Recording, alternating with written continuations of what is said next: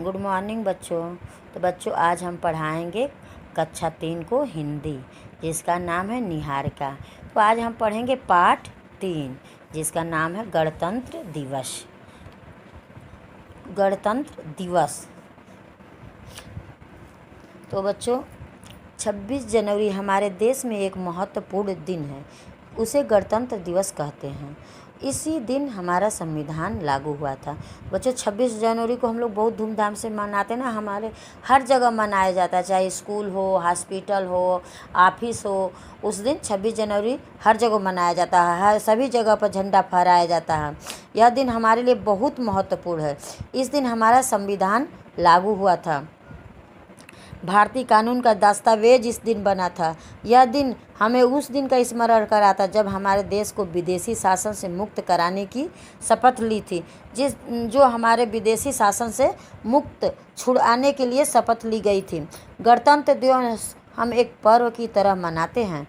गणतंत्र दिवस को हम त्यौहार की तरह मनाते हैं। इसकी तैयारी 1 महीने पहले से ही प्रारंभ हो जाती है।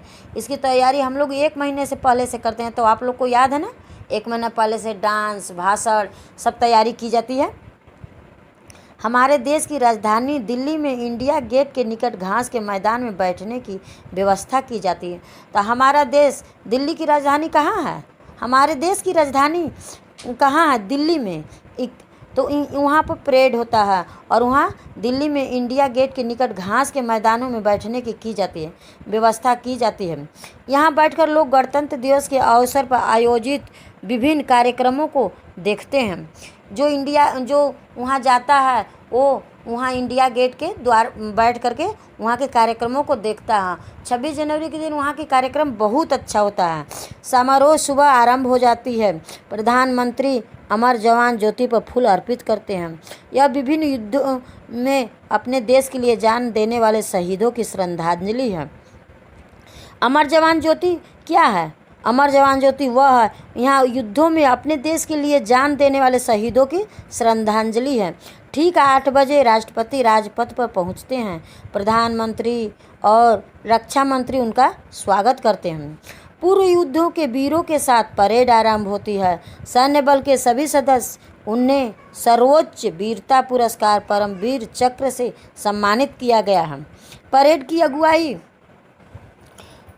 की अगुवाई करते हैं। इसके बाद बच्चे जिन्होंने उस वर्ष वीरता पुरस्कार मिलना है आते हैं। हमारी सेना की प्रत्येक रेजिमेंट से सैनिक इस समारोह में भाग लेते हैं। भारतीय थल सेना, नौसेना और वायु सेना के सैनिक भी इस तरह बुलाए जाते हैं। इस समारोह से हमारी सैन्य शक्ति जैसे टैंक, जहाज, मिसाइल, लड़ाकू विमान आदि का प्रदर्शन किया जाता है। सैनिक तेजी से मार्च करते हैं। सैनिक बैंड देशभक्ति धुन बजाते हुए निकलते हैं। ये सभी मार्च करते हुए हमारे देश में झंडे को सलामी देते हुए आगे निकल जाते हैं। तो बच्चों आप लोग को भी स्कूल में हम लोग परेड कराते हैं ना, उसी तरह इंडिया गेट में भी होता है। सबसे अंत में विभिन्न राज्यों की झांकियाँ आती हैं। इन झांकियों में लोगों के जीवन को प्रदर्शित किया जाता है। सांस्कृतिक दलों द्वारा लोक नृत्य का प्रदर्शन किया जाता है। दिल्ली के विभिन्न विद्यालयों के छात्र अंत में आते हैं। वे नृत्य, नाटिका एवं राष्ट्रीय गानों का सुंदर और मनोहारी प्रदर्शन करते हैं। जानते हो, वहाँ जब सब हो जाता है उसके बाद विभिन्न स्कूल के छात्र भी आते हैं और वो अपना अपना लोक नृत्य और नाटक, गाना सब प्रस्तुत करते हैं। इन सारे कार्यक्रमों का दूरदर्शन पर सीधा प्रसारण होता है, जिसे तो ये जो सब कार्य है हम लोग टीवी पर सीधे देखते हैं, हम लोग को दिखाया जाता है, जिसे कहीं भी बैठकर देखा जा सकता है।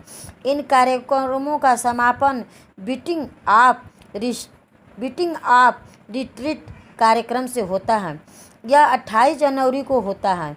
इस कार्यक्रम के बाद परेड से हिस्सा लेने वाले जवान अपनी बैरक में वापस चले जाते हैं।